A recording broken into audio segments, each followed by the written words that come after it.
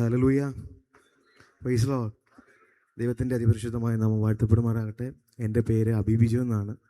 ഞാൻ കുറച്ച് വർഷങ്ങളായിട്ട് കീബോർഡ് വായിക്കുന്നു. എൻ്റെ പപ്പ അസംബ്ലീസ് ഓഫ് ഗോഡിലൊരു പാസ്റ്ററാണ്. മമ്മി ഹൗസ് വൈഫാണ്. 2 പെങ്ങളുണ്ട്. 2 പേരും ജർമ്മനിയിലായിരിക്കുന്നു. ഞാൻ എൻ്റെ ഒരു സാക്ഷ്യം പെട്ടെന്ന് പറയാം. കഴിഞ്ഞ സെപ്റ്റംബർ മാസം ആണ് എനിക്ക് പെട്ടെന്നൊരു ഇപ്പം പ്രിയാച്ചാൻ പറഞ്ഞ പോലെ സ്ട്രോക്ക് പോലെ എനിക്ക് വന്നു. എൻ്റെ ലെഫ്റ്റ് സൈഡ് പൂർണ്ണമായിട്ടും പാരലൈസ്ഡ് ആയിപ്പോയി. ഡോക്ടേഴ്സ് പറഞ്ഞത് അബി 8 മാസത്തോളം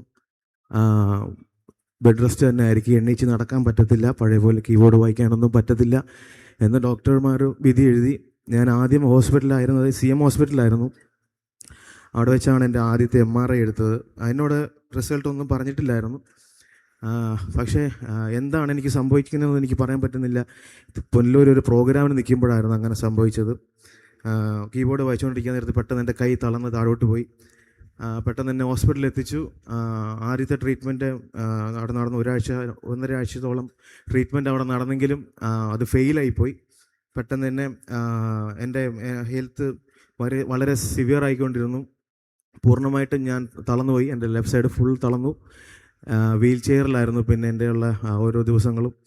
എന്നെ പെട്ടെന്ന് ശ്രീചിത്ര മെഡിക്കൽ കോളേജിലോട്ട് കൊണ്ടുപോയി. അപ്പോഴത്തേക്കും എല്ലാവരും അറിഞ്ഞു, എനിക്ക് വേണ്ടി പ്രാർത്ഥിച്ചു തുടങ്ങി.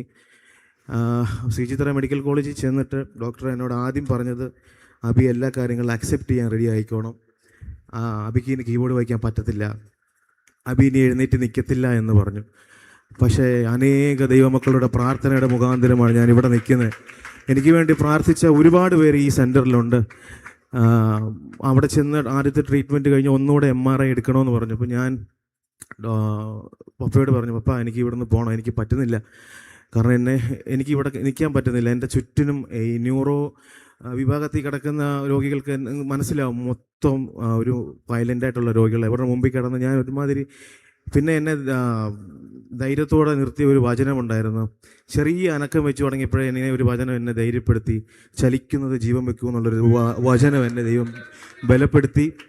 ഞാൻ പ്രാർത്ഥിച്ചുകൊണ്ടിരുന്നു. വീണ്ടും എന്നെ MRIയിലേക്ക് കയറ്റി. ഞാൻ ആ MRI കിടന്നപ്പോൾ ഞാൻ ശക്തമായിട്ട് അവിടെ ഇരുന്ന് പ്രാർത്ഥിച്ചു, ദൈവമേ ഈ റിസൾട്ടിനകത്ത് എനിക്ക് ഒന്നും ഉണ്ടാവരുത്, ഈ റിസൾട്ടിനകത്ത് വരുമ്പോൾ സ്ട്രോക്ക് വന്ന പിക്ചർ മാറണം എന്ന് ഞാൻ പ്രാർത്ഥിച്ചു. ദൈവകൃപയാൽ സ്ട്രോക്ക് വന്ന പിക്ചർ മാറി വെറും ഒരു ഇൻഫെക്ഷനാക്കി ദൈവം മാറ്റി. ഡീമൈലിനേഷൻ എന്ന് പറഞ്ഞൊരു ഇൻഫെക്ഷൻ മാത്രമാക്കി മാറ്റി.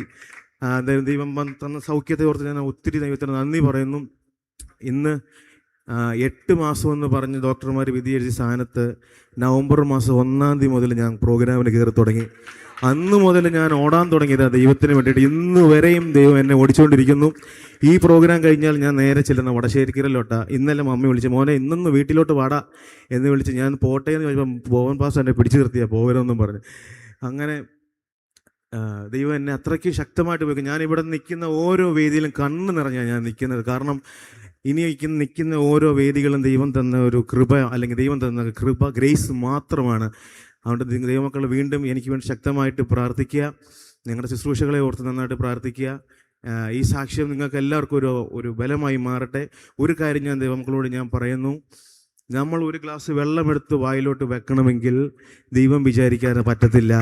അതുകൊണ്ട് അഹങ്കാരങ്ങളും വാശികളും ഒക്കെ മാറ്റിവെച്ച് ദൈവത്തിന് നന്ദിയുള്ളവരായി മാത്രം ജീവിക്കാൻ ഞാൻ നിങ്ങളെ സംസാരിക്കുന്നു.